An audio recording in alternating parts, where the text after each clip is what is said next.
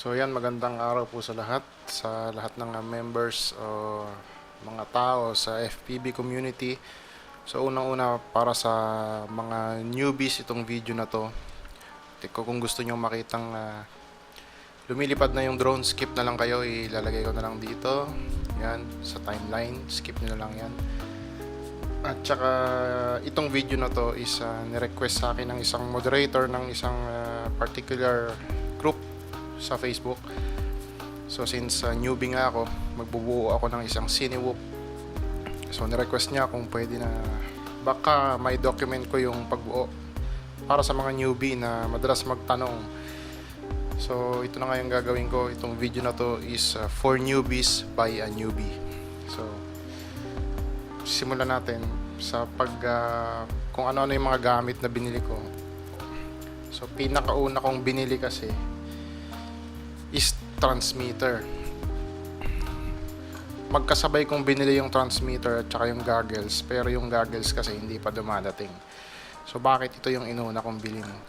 Kasi sa FPV, kahit anong frame yung ibuo mo, at least meron ka ng transmitter, so magagamit mo na siya. Kung pwede ka mag freestyle racing or Cinewoop, Tiny Whoop, transmitter gagamitin mo yan.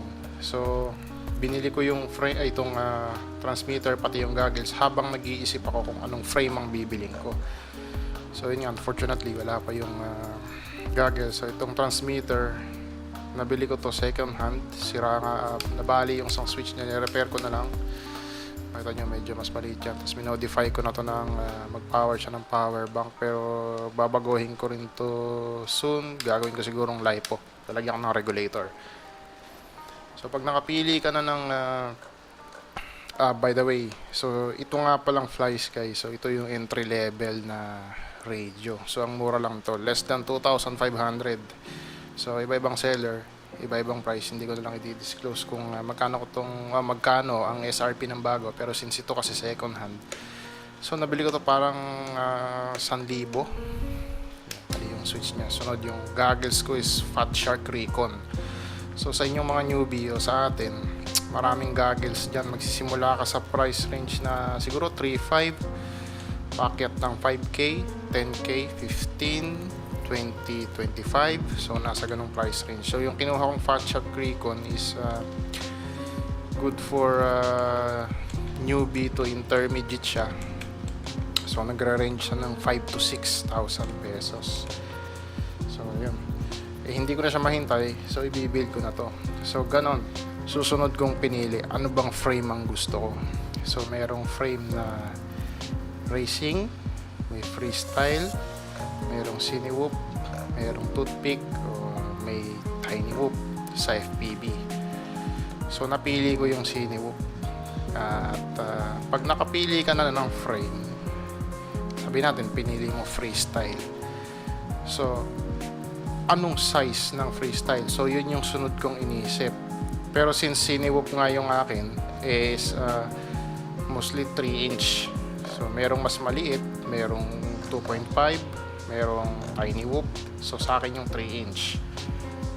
So ito yung frame ko na Reptile Cloud 149. So frame na frame lang siya. Marami kang mabibiling klase ng frame dyan. Pili ka na lang kung ano yung gusto mo. Siyempre iba-iba rin ang presyo, pero ito yata yung cheapest. May mas mura pa dito, pero ito yung napili ko, Reptile Cloud 149 HD. So ito yung version na medyo mas mahaba yung fuselage nya. Kasi alam ko sa unang version mas maikli. Medyo mas maikli siya dito. So sa camera kita mo yung ducts. So ito nga pala, paano nasasabing 3 inch?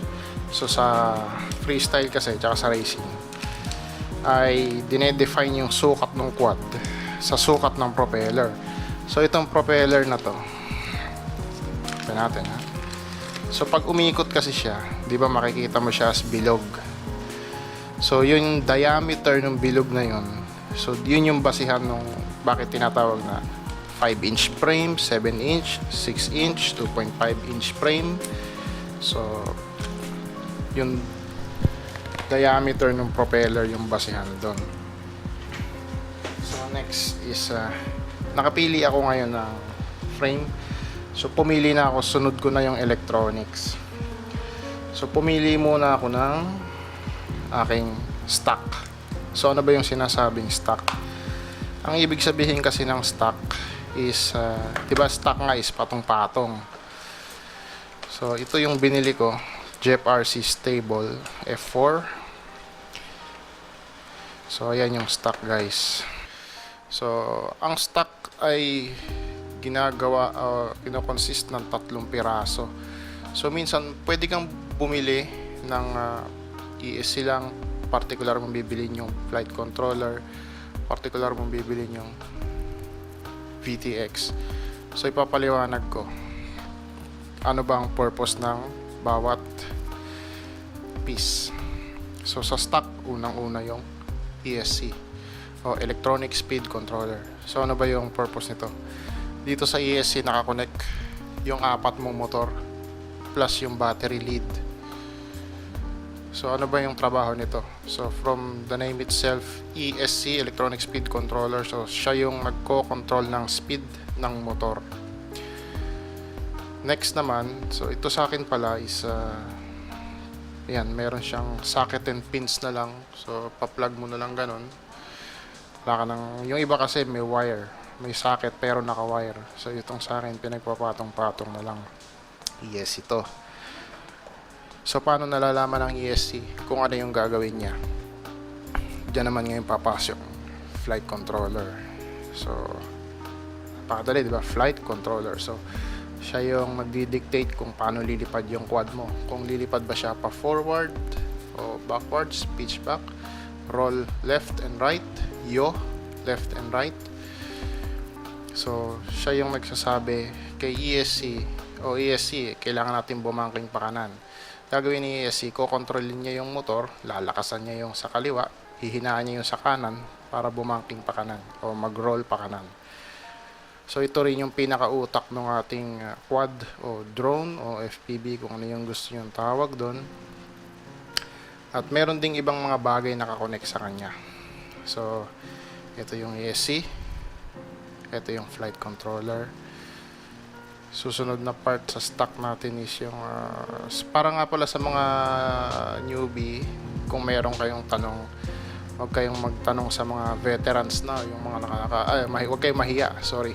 Huwag kayong mahiyang magtanong sa mga veterans na o yung mga nakakaalam na, kasi sa kanila din tayo matututo. Ako, meron akong isang taong tinatanong sa group, so sa kanya lang lagi ako nagtatanong. Malaki yung may tulong niya sa akin sa pag-decide kung ano yung mga parts na kukunin. So ito yung stock. So yung pangatlong pyesa is yung VTX. So ano ba yung trabaho ng VTX? Ang VTX kasi is video transmitter. So siya yung nagtatransmit ng video feed papunta sa goggles mo. So yun ang trabaho niya. So ito, meron siyang saksakan ng antena. Nakapatong naman siya dito sa flight controller. Yan. So paano naman nalalaman o paano naman nakakapag-transmit ng video ito? So meron kino-connect na camera. So ito yung camera. Tandaan nyo guys, yung camera iba-iba ng sukat yan. Conforme sa anong gamit yung frame, tignan nyo na lang yung specifications, kasi meron naman yan, halimbawa 19mm yata o yung mounting distance. So tignan nyo yung frame na bibili nyo, tignan nyo yung camera kung magtugma ba sila, kasi baka maliit yung frame mo tapos malaki yung camera mo. So ayan, so ang purpose nito, ang camera nasa harap to ng FPV mo. Kung ano yung nakikita niya, papasa niya kay VTX. Si VTX naman ngayon, ipapasa niya sa goggles mo. So pagkatapos, so yan, meron na akong camera, nakapili na ako ng stock. Ito nga palang stock is meron siyang kasamang yan, capacitor, may antenna, mayroong screws. So itong stock ko is capable siya ng 4S batteries. So mamaya papaliwanag ko ano ba yung 4S na yung 3S, 6S para sa mga newbie na hindi pa nakakaalam, na gusto mag-build. So capable to ng 4S maximum. Pwede siyang 3S, pwede siyang 4S, pero stick tayo sa 4S battery. So nung napili ko na to, yung stock, Humanap ngayon ako ng compatible na motor na tatakbo din sa 4S. So ayan, ito na yung motor, apat na motors. Mapapansin nyo, yung motors ko ay merong CCW o counterclockwise, merong CW o clockwise rotation. So ano ba yung sukat ng motor ko? 1406, 36,000 kV. So ano ba yung size ng motor? 14 is yung diameter. So labas natin yung motor, ha. Makita nyo sa loob ng motor, di ba mayroon parang mga naka-wind na copper wires. So yun yung sinusukat doon. Pag sinabing 14, it means 14 millimeter yung diameter ng stator. Next is yung 06. It means 6 millimeter yung kapal nung stator niya. So 1406 tong motor na to. Ano naman yung 36,000 kV? So yan ang speed ng motor. Ang motor is iikot ng 3,600 RPM approximately tuwing magpapasok ka ng 1 volt. So guess nyo ba? Kada magpasok ka ng 1 volt, iikot siya ng approximately 3,600 RPM. Example lang to, nagpasok siya ng 14 volts. So yung 3,600 i-times mo yun sa 14, yun ang RPM niya.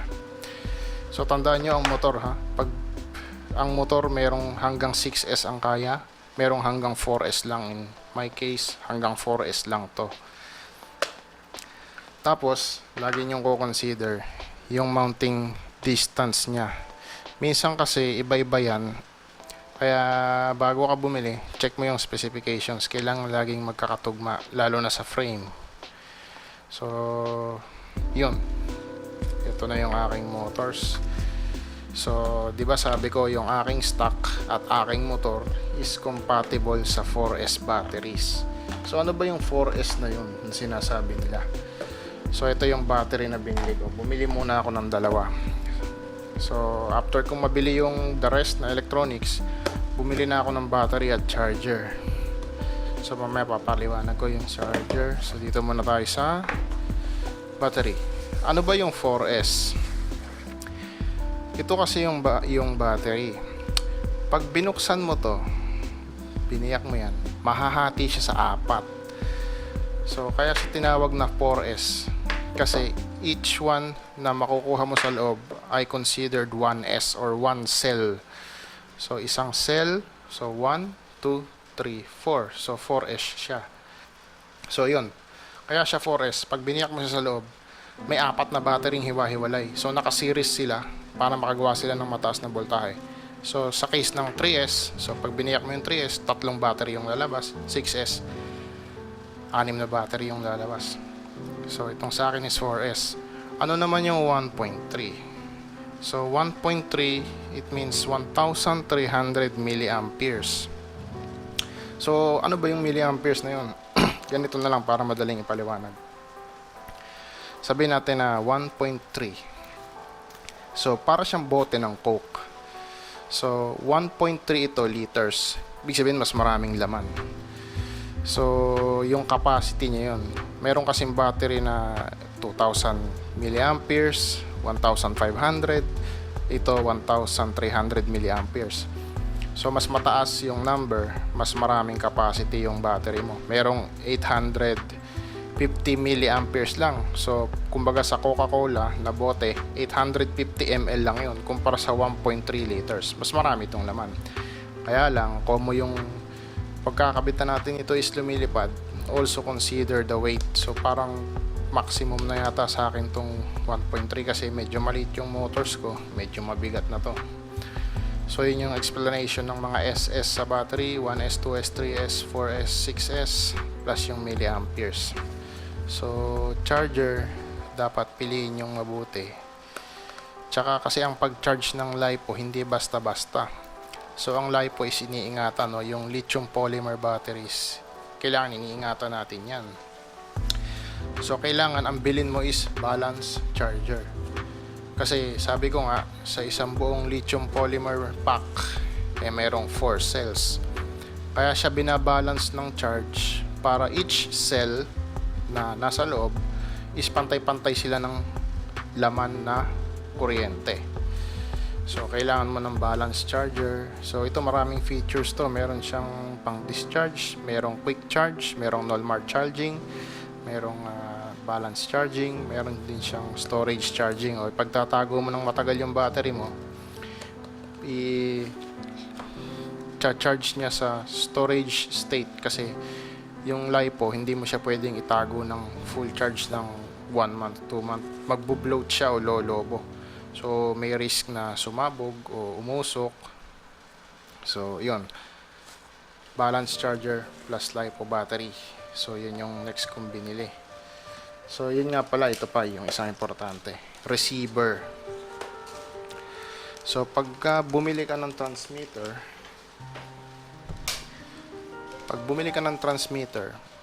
lagi ang transmitter may partner na receiver. So make sure na yung bibilin mong receiver is tugma para sa transmitter mo. Halimbawa, ang transmitter ko is FlySky. FlySky yung receiver ko. Kung bumili ka ng FrSky, bili ka ng FrSky na receiver. So isa ko pang binili is propeller. So yan, propeller is 3 inch, pero tandaan nyo, ang propeller iba-iba yan, hindi sila magkakamuka.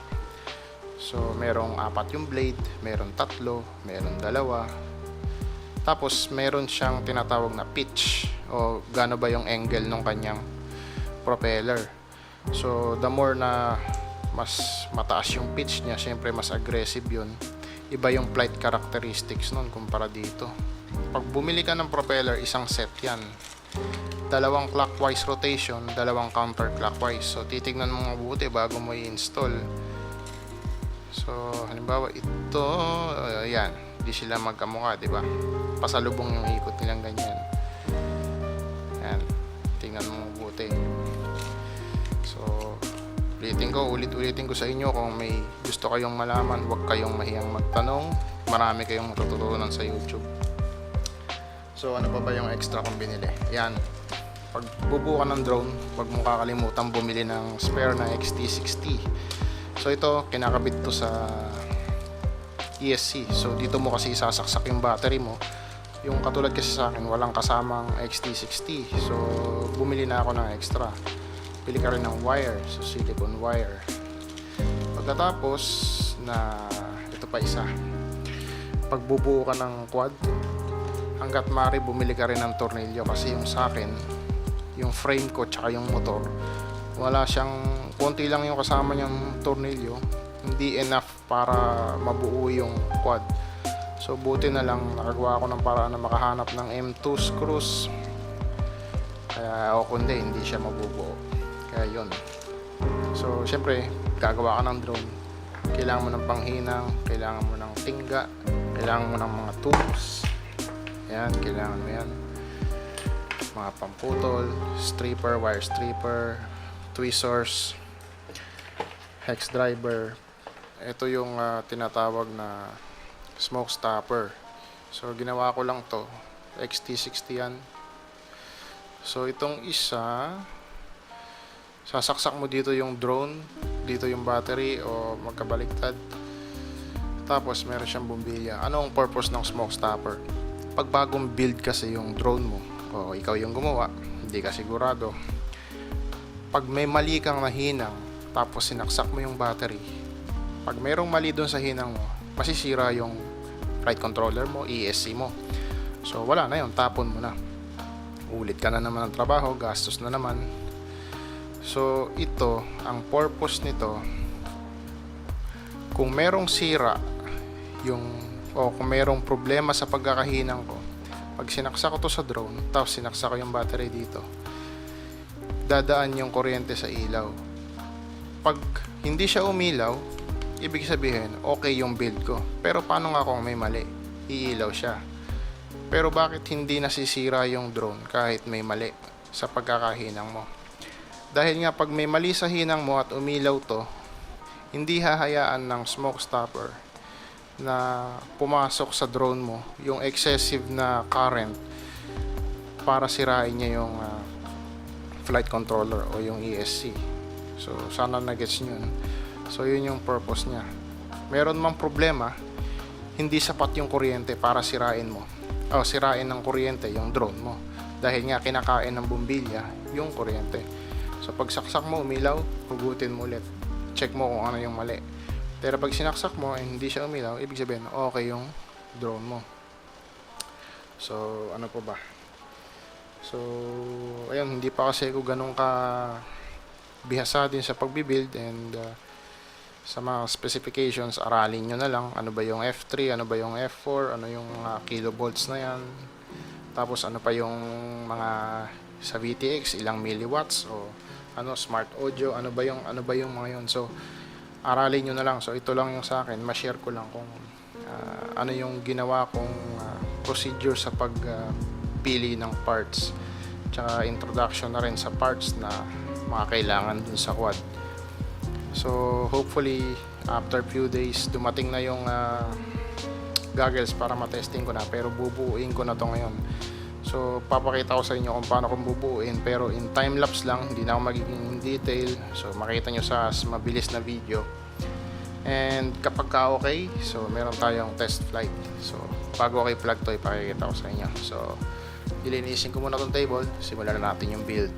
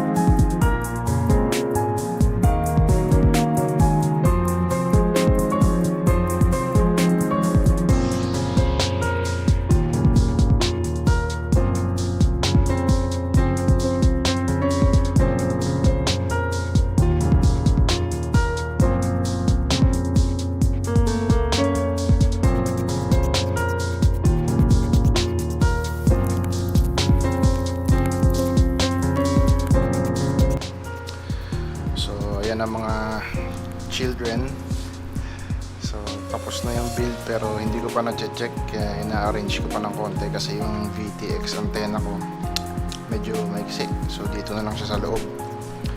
So ikakabit ko lang to, tapos yun, testing na natin moment of truth kung okay yung build o hindi.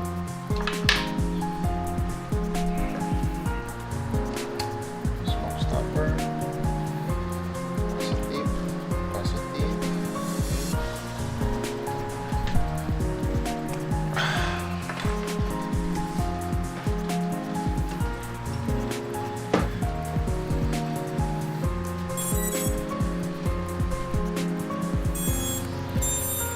So yan, so hindi umilaw yung smoke stopper natin, ibig sabihin okay yung build. So pwede ko nang idiretso yung battery dito. So ang gagawin ko is hugutin ko muna, ibabind ko yung receiver sa aking transmitter, tapos i-configure ko na siya sa Betaflight. So hopefully today ma-test flight ko. Balik ako ulit. So yan, katatapos ko lang i-configure sa Betaflight.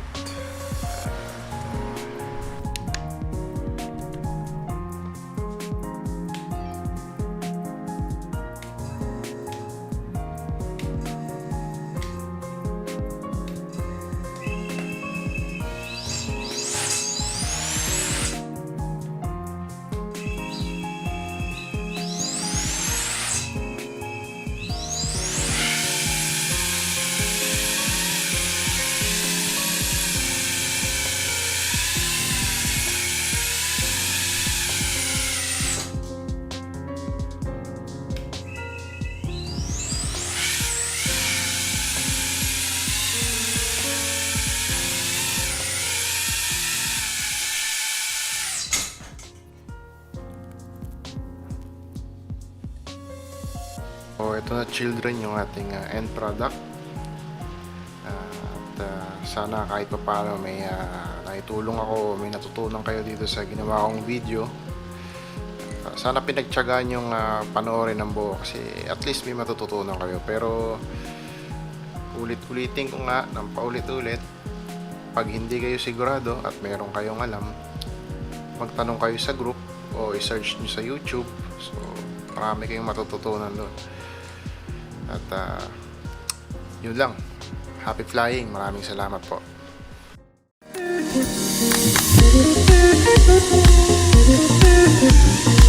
Thank you.